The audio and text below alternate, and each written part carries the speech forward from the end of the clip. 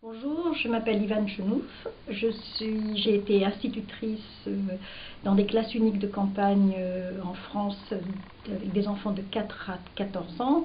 Puis j'ai travaillé à l'Institut national de la recherche pédagogique comme chercheur en lecture et en écriture. Je me suis occupée d'adolescents décrocheurs en Seine-Saint-Denis et j'ai fini ma carrière en tant que professeure d'UFM, c'est-à-dire formatrice des enseignants, des jeunes enseignants. Et pendant toutes ces années-là, je me suis occupée de littérature de jeunesse à travers les bibliothèques, centres documentaires que j'ai contribué à créer dans les écoles. Alors on sait depuis les travaux de la psychologie que quand ils viennent au monde, les bébés ont déjà une expérience de la langue, celle de leur mère, puisque dans le ventre de leur mère, à partir du 4e mois environ, ils entendent les sonorités, mais aussi les rythmes chaque fois que la mère se promène, bouge, etc. Donc Evelio Cabrero Parra dit que quand un enfant vient au monde, il a déjà une vieille histoire avec la langue. Et c'est à l'intérieur de l'utérus de la mère, par exemple, qu'il a appris à distinguer les voix, distinguer celle de sa mère, qui est plus proche de lui, distinguer celle de son père, de ses frères, de ses sœurs. Il y a un très joli album à l'école des loisirs qui s'appelle Bébé, qui montre tout ça. Ce qui fait que quand le bébé vient au monde, il arrive avec un souvenir des sonorités, d'un certain nombre de choses, qu'il va retrouver dans notamment les comptines, etc., qui vont reprendre non seulement le côté phonologique de la langue, mais son côté rythmique aussi. Alors, priver un enfant de ce rapport avec cette langue qu'il a entendue, c'est-à-dire ne lui offrir que des livres qui vont être dans une autre langue, un pays par exemple dans lequel il vit, c'est vraiment, c'est ne pas lui permettre peut-être de faire des liens par rapport à ça. Donc une langue maternelle, eh bien c'est une langue enfouie, on peut dire, une langue qu'on reconnaît, qu'on construit. On sait que les bébés en même temps, quand ils arrivent au monde, ils sont capables d'entendre tous les sons, mais petit à petit, ils vont faire des sélections extrêmement importantes par rapport aux sons qu'ils entendent et au vocabulaire, au rythme, etc., qu'ils entendent autour d'eux. Donc il y a des livres qui arrivent à garder cette oralité, ce rythme, ce balancement, etc., qui vont donc favoriser, avec l'aide de l'adulte bien sûr, la familiarisation, les retrouvailles peut-être d'un enfant avec une langue qu'il a déjà entendue. Alors une langue, tout le monde le sait, ce n'est pas simplement un moyen de communication, c'est une manière de conceptualiser le monde, de comprendre le monde, d'organiser, de mettre en relation, etc. Aucune langue ne procède de la même façon pour voir le monde. Et c'est donc quand l'enfant commence à apprendre à parler dans sa propre famille, il acquiert en même temps que la langue des outils d'analyse, des outils de conceptualisation, des outils de théorisation. Ce savoir, il est important, il est conséquent, et quand il va se retrouver hors de sa famille, où il parle peut-être une langue, mais peut-être deux et peut-être trois, selon les ethnies représentées dans sa propre famille, il va se retrouver avec un système social qui peut être aussi bien le système des échanges commerciaux que le système de la formation, l'école, etc. Ça serait quand même plus que dommage, criminel, de le priver de ses premiers outils de conceptualisation. C'est-à-dire de faire comme si la première langue qu'il a parlée, qu'il a construite dans la famille, était simplement, je dis ça entre guillemets, un patois ou un dialecte, etc., sans importance, uniquement pour les questions affectives, alors qu'il a construit des outils cognitifs avec cette langue-là. Donc il a besoin que sa première langue soit reconnue, que cette première langue continue à exister dans la famille et continue à se développer, en même temps qu'il construit un nouveau système langagier. Ces deux systèmes, par comparaison,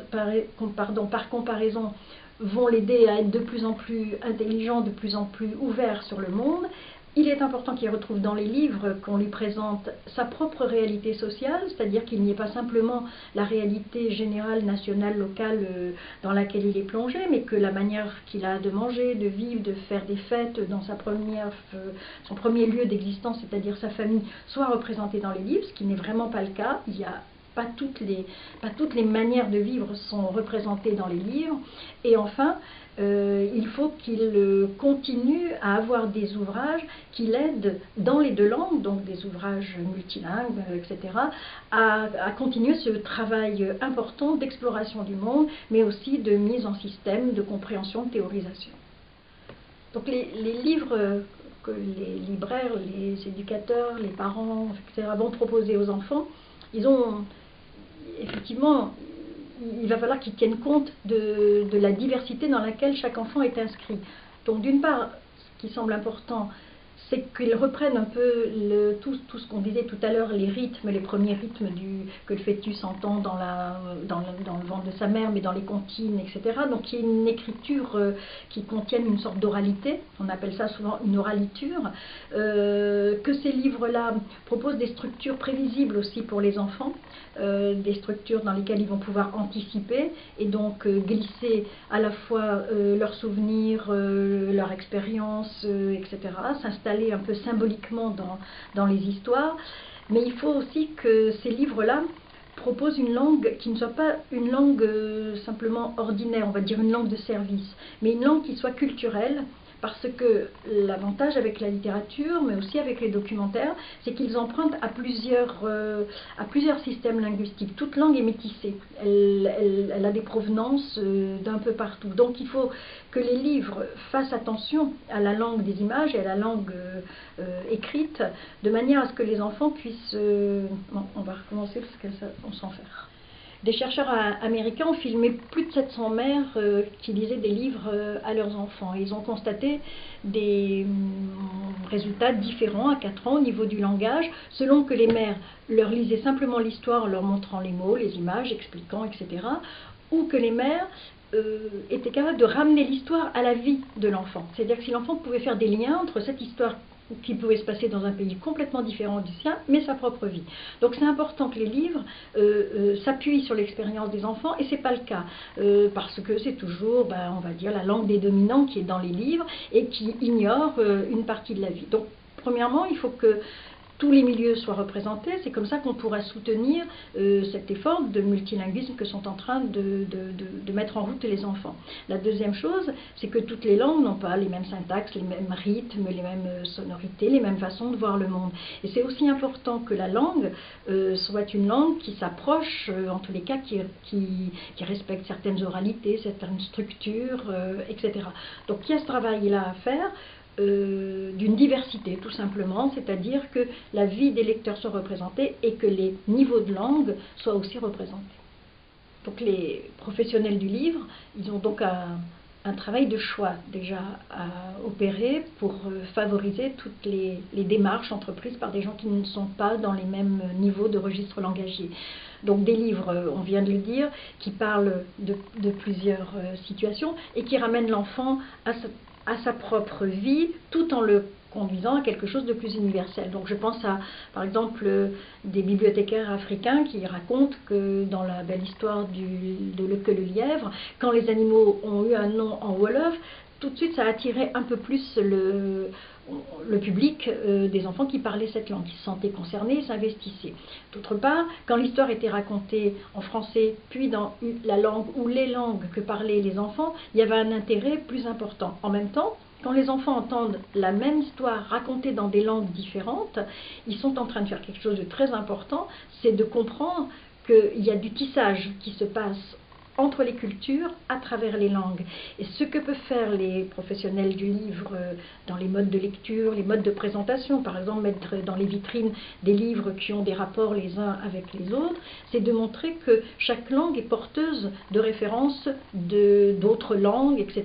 Et petit à petit, l'enfant va se cultiver, c'est-à-dire pas accumuler une tonne de livres, mais apprendre que la littérature c'est un système et qu'il va commencer à se repérer dans ce système. Donc toutes les langues qui se côtoient ne sont pas à égalité, on l'a déjà dit. On sait que certaines nations ont dû, pour se construire, interdire des langues de manière violente, puisque des enfants étaient punis, voire même humiliés. Indépendamment de ça, on sait aussi qu'il y a des langues qui sont sous-valorisées.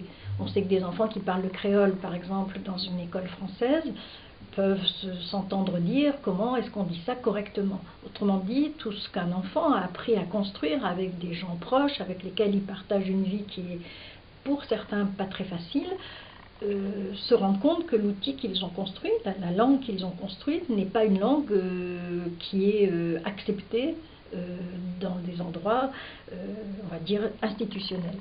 Et du coup, c'est pas seulement cette langue qui n'est pas acceptée, parce que pour des jeunes enfants, le fait que leur langue soit mise à part, c'est une manière aussi de leur faire comprendre, enfin, c'est une manière pour eux de sentir qu'il y a des expressions qui ne sont pas autorisées.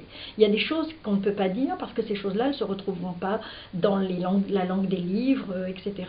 Et du coup, soit des replis identitaires chez certains enfants, soit des silences, soit des désirs très très rapidement de devenir excellents dans la langue, on va dire, dominante. Et ça, c'est pas acceptable pour nous. Donc il y a une responsabilité pour vivre ensemble, puisque c'est un terme qui revient très souvent, de s'interroger sur la place qu'on donne aux diverses langues et en tous les cas d'en parler avec les premiers responsables à travers les livres par exemple, c'est-à-dire les enfants. Donc, le psycholinguiste Evelio Cabrera Parra dit que nous parlons tous la langue de là où le hasard nous a fait naître. Mais il y a des enfants qui se rendent compte très très rapidement qu'il y a du danger d'être né par hasard quelque part.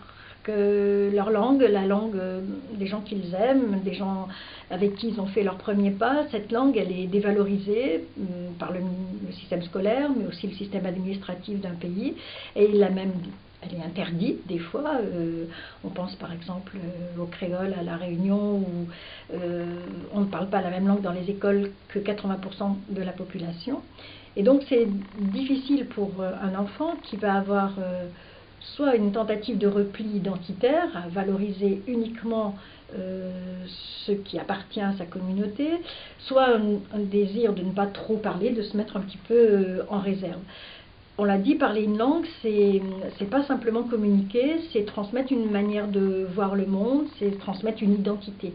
Si cette langue n'est pas valorisée, si on ne tient pas compte de la langue de ses premières expériences, alors du coup, on apparaît comme quelqu'un qui n'est pas digne d'être écouté et qui n'est pas digne de s'exprimer. Donc c'est pas seulement la langue qui est interdites, dévalorisées ou sous-estimées, c'est en même temps des expressions qui sont interdites. Et il y a donc des choses qui ne se disent pas parce qu'elles ne peuvent pas se dire aussi facilement pour les enfants dans une langue apprise par ailleurs que dans la langue des premiers jours. Alors, pour finir, et pour donner le plus de chance à tous nos projets d'aboutir, quand on produit pour les enfants, en différentes langues, avec différentes réalités sociales, il ne faut pas oublier les caractéristiques des enfants quand ils apprennent. Les enfants, ils ont besoin d'imiter, ils ont besoin de modèles, ils ont besoin de jouer avec les choses, et en même temps, ils ont besoin de prendre le contre-pied. Donc il faut absolument valoriser dans les livres qu'on leur donne, même si le sujet est grave et un peu difficile, à la fois des choses qui les fassent rêver, en grand, des choses qui leur permettent le double sens, les allusions qui ne soient pas trop didactiques et trop sèches, mais qui leur permettent un petit peu de remettre des choses en cause, et puis en dernier, des choses qui leur apprennent, qui apprennent la résistance. Parce que quand on est en situation de domination, c'est le cas des enfants en général, eh bien il y a plein de livres qui leur apprennent à lutter contre les monstres, etc. Donc il faut apprendre cette résignation. Et moi je pense toujours à Jean Fabre, qui était fondateur de l'école des loisirs, qui disait qu'il faut apprendre à rêver et veiller, et rêver et veiller. Donc je crois que les livres doivent avoir cette double fonction.